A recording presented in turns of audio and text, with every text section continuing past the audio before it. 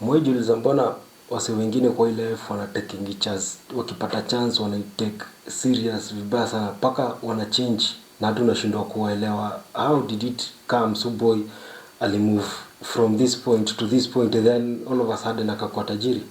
Now this is the incredible story of a boy alikuwa anaitwa Daniel. Now Daniel grew up in a small village. Hii village haikuwa na kazi mingi. Then alikuwa ametoka from a very poor family, na babake ndo alikuwa anasaidia sana familia yake, na mamake pia alikuwa anasaidia but si vile. Juu babake alikuwa anaenda kazi za mjengo, anapaka rangi, anashona watu viatu, vitu kama hizo. Now Daniel alikuwa shule. Wakati alifika 16, babake akakuwa mgonjwa vibaya sana. Now Daniel had to drop out from school. Na alisikia vibaya sana wakati alikuwa anatoka shule, anaacha mabeste zake wakiendelea kusoma. Sasa Daniel budake alikuwa mgonjwa. Daniel hakuwa na otherwise. Ingebidi tu atoke shule. Na wakati babake alikuwa mgonjwa, ile pesa yenye ilikuwa inakuja kwa nyumba ikakatika. Kina Daniel chakula walikuwa wanakula but saa zingine iko, saa zingine hakuna, so inabidi hadi wanalala njaa. Daniel ikafika mahali akaanza kukaa chini, akaanza kufikiria, sasa babangu ni mgonjwa, mamangu naye aleti pesa mingi kwa nyumba vile inafaa. So mimi kama kijana, wacha nitoke nje niende nisake do. Daniel akatoka, akaenda kutafuta pesa. Now the more nilienda kutafuta kazi, the more anakosa. Sasa unajua huku nje kunanga msemo mwenye anataka mtu ana experience. Kazi mingi huku nje zinatakanga msemo mwenye ako na experience.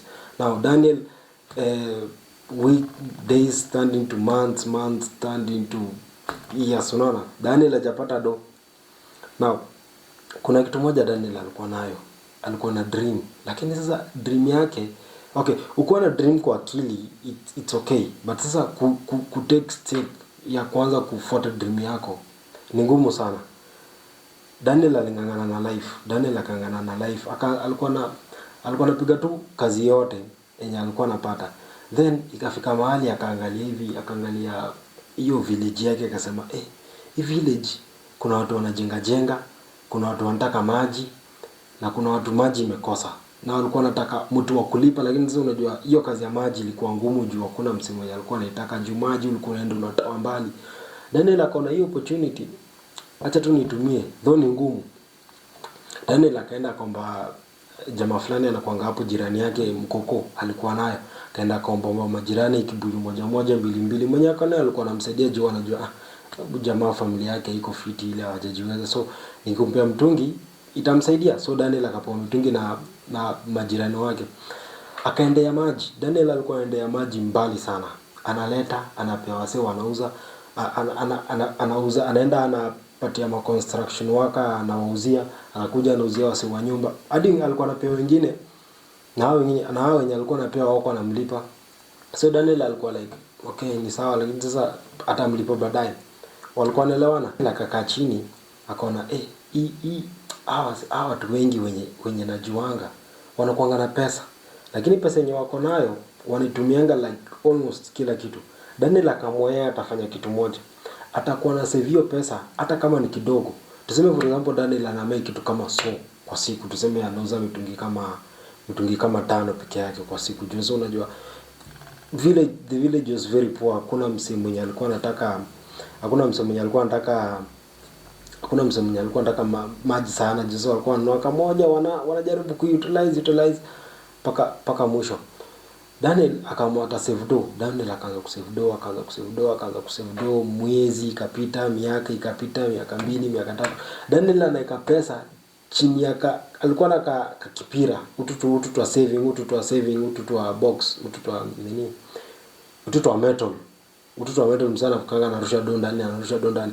Daniel akarusha hapo do mpaka kitu kama miaka 3 ikapita. Unajua familia yake iko very hawana do. So Daniel hakuwa na save pesa mingi. Wakati 3 years imepita, Daniel alikuwa anapita kwa kiosk fulani. Akaona hiyo kiosk imeandikwa for sale. Now the owner alikuwa anataka kuhama aende area nyingine, na alikuwa anataka do ya haraka. Daniel akaamua hii shop si nichukue tu. Akajiambia hapana. Tena akatoka akaenda hadi kwa nyumba. Kufika kwa nyumba Daniel akafikiria, akasema ile shop nimefikiria sana. Daniel akamwambia tena hapana. Hiyo ni mara ya pili amefikiria hiyo shop. Mara ya tatu ni after siku 3 zimepita, wakati Daniel tena alikuwa anapita hapo karibu, akapata hakuna msa amechukua hiyo nyumba, akasema acha nichukue ile book. Akaenda akachukua ile banki yake, akavunja, akahesabu do, akapata inatosha. Akaenda akaongea na mwenyewe akampatia. Daniel akaambiwa ingie kwa hiyo shop. Daniel akaingia kwa shop, akaona hizi tu nini mafuta ya kupika tumebaki hapo almost hizi za lita 3 ama lita mafuta. Daniel akaingia kwa hiyo, ndavuta hiyo part penye mafuta imeanza. Daniel akaingia kwa hiyo kiosk, akapata mafuta ziko hapo, mafuta tu kiasi za kujipaka paka.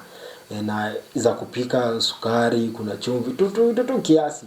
Then Daniel akijaribu kuiangalia anaona roofing yake imeharibika, iko na mashimo. Alafu tena hii dirisha huyu jamaa alikuwa anafungia hapo mbele kwa counter iko very bad. So Daniel katuchini akasema ni kama nimetupa pesa. Wakati wazazi wake alijua Daniel ameenda amechukua ile shop, walianza kumwambia Daniel, mbona ulifanya hivi?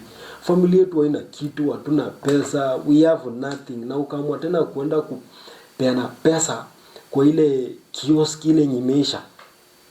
Hiyo kioski imeisha, Daniel hakuna kitu, wana wazazi wanamwambia. Then wakati alipata na mbesi zake, wakati wanatoka shule akamwambia buda, you have wasted money, hii pesa umeharibu. Hii pesa ungechukua urudi nayo shule. Sasa wakaenda, Daniel akachini akaanza hiyo siku jioni, Daniel akachini akaanza kujiuliza, mama na dadi wananiambia nimeharibu pesa kuja kuchukua shop.